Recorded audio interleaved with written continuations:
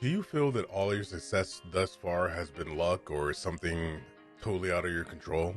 Are you in a constant state of fear, panic in regards to your expectations and not living up to them? Are you constantly downplaying the amazing work you do?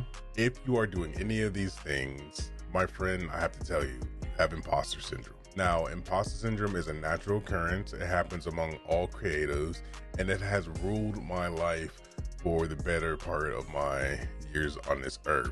But I want to share with you 5 tips on how I use imposter syndrome to keep pushing forward in my creative journey. Quick backstory before I get into the tips. So, my entire career in the corporate world was in IT. Imposter syndrome has set in every time I got a new job.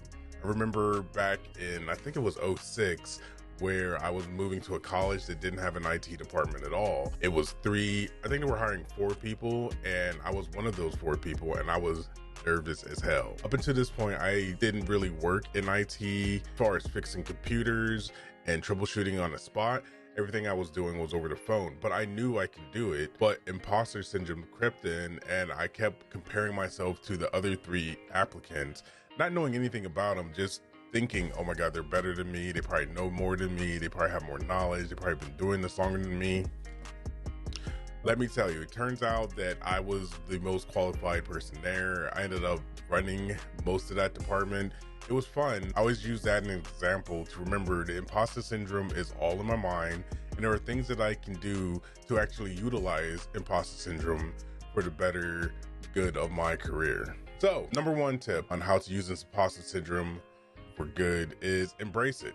It's scary. It's supposed to be scary, but embrace it. Keep doing whatever you're doing, but know that on the other side, you will be successful. Every time that I've had imposter syndrome, if I did not go into work that first day and realize the situation I was in, I could have let imposter syndrome keep me from a good job. So don't be scared of it, embrace it, and keep pushing forward. Tip number 2 on how to use imposter syndrome to keep pushing forward: create a log of accomplishments. Write down a brag book or a list of just awesome things that you have done, and keep looking back at it over the times where you feel that imposter syndrome creeping up.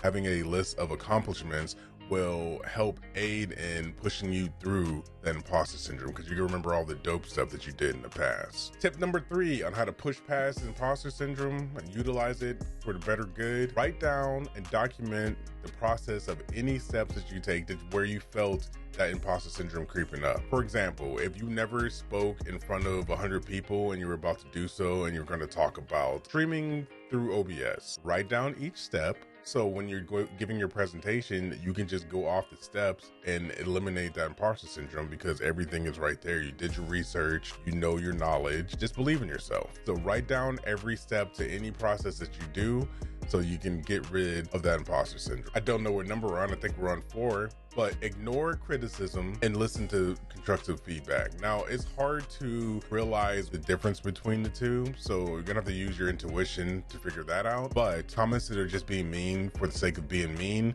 that's not what you want in your life. None of that negative talk is going to help you get to where you want to go. Listen to constructive feedback and comments. Those are the ones that are going to get you further in your life, as long as you take those lessons and implement them when applicable. The last thing on my list is to remember that success equals that you're doing something right. No matter how fake you feel when you're doing something, whether it be streaming or making content on YouTube, if you see success, that means you're doing something right. So you should allow yourself to push past that imposter syndrome, know that you're doing what you're supposed to be doing, and keep pushing forward. So that's it. 5 quick tips on how to get through imposter syndrome and utilize it to better your career. I hope this was helpful. In the comments below, let me know 1 case of imposter syndrome that you had, that you actually pushed past and you had favorable outcomes on the other side. Until the next video, protect your mental, keep creating content, and I'll see you guys later. Bye.